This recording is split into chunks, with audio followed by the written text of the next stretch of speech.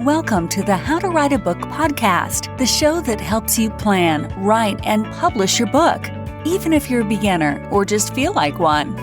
Now, for your host, she's written over a dozen books and helps others bring their books to life. Here she is, Maciel. Okay, all right, we are in day 3.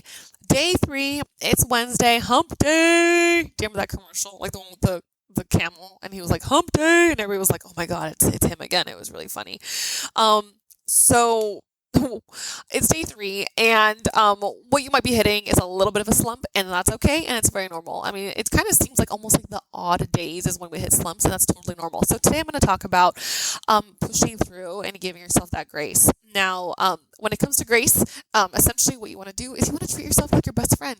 You know, this isn't easy. Writing isn't necessarily easy. It's straightforward, but it's not necessarily easy. And it can be easy if we make it easy, but as writers, we tend not to make this easy for us, you know? We tend to be very emotional, very like, this is my baby, this is part of me, it's part of my soul, and with it, my value as a person is tied to my writing. So I absolutely know what you mean when you kind of feel like this ebb and flow of excitement. When you put words on the page, you feel like a champion, and when you don't put words on the page, you feel like an absolute mess. You're just like, I'm not worth anything, this is terrible, I'm terrible, I'm a terrible person. So let's go ahead and distance ourselves from that. Let's go ahead and remind ourselves that we're human, and humans come in various shapes, sizes, transitions, a lot of different, even eye color. Eye color can be 100 different things, you know? And with that, that means that you don't have to be a specific type of writer. You don't have to have a specific type of writing method. And if you can't write consistently every day, that's okay too. Now, of course, what Nanowrimo is trying to teach us is to write habitually so that we can actually get ourselves into a momentum, a rhythm to kind of tackle that writing block, you know, one bite at a time, you know, eating that elephant one bite at a time. But if you can't keep up with that because you have a different lifestyle, or maybe you might have an illness, you might have certain modifications to your body and to your lifestyle, then give yourself that grace ahead of time. Decide that, you know what, I have a different lifestyle. I live a little bit differently than maybe other people, whether that might be physically, emotionally, work-wise, you have kids, and make sure you prep yourself with that, you know, before you hit that wall. And the reason for that is because it's kind of like going to the gym. You guys know that I compare this to the gym all the time.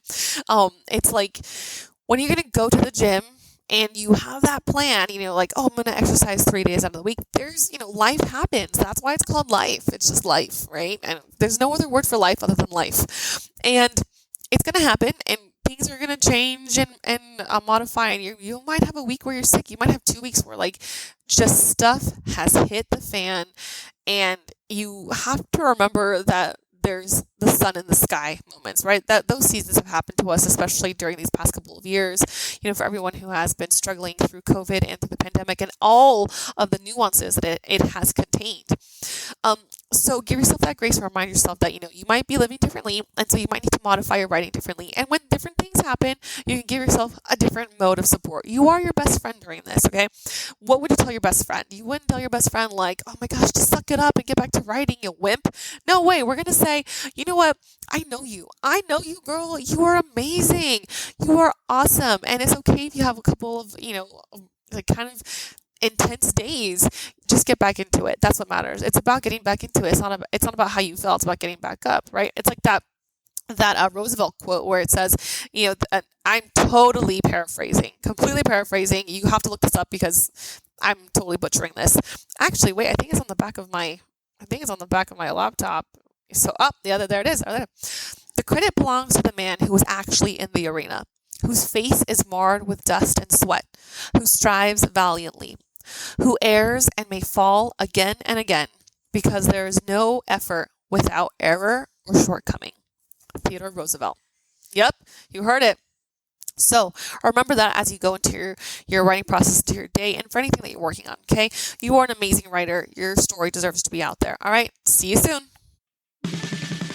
Hey there, writer. Thank you for listening to the How to Write a Book podcast with your host, Maciel Valenzuela.